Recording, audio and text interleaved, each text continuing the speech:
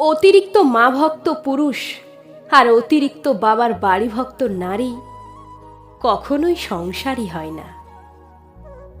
সঙ্গীর প্রতি অসম্মান সঙ্গীকে মানসিক যন্ত্রণা দেওয়ার সর্বোচ্চ পর্যায়ে যেতে পারে।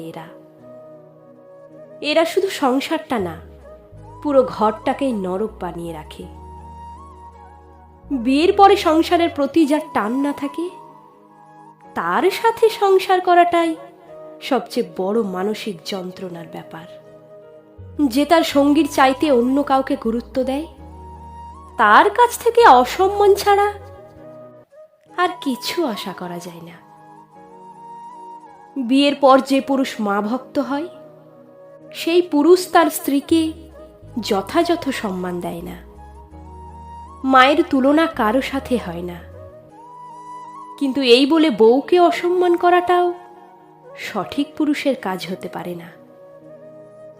বউয়ের জন্য মাকে কিংবা মায়ের জন্য বউকে বিচ্ছিন্ন রাখার কোনো মানে নেই।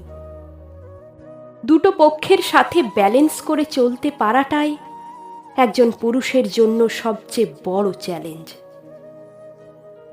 পক্ষান্তরে একজন নারী যদি বিয়ের পর তার স্বামীর চাইতে বাবার বাড়ির প্রতি বেশি টান দেখায়, সে স্ত্রী হিসাবে কখনোই তার স্বামীকে মানসিক শান্তি দিতে পারে না।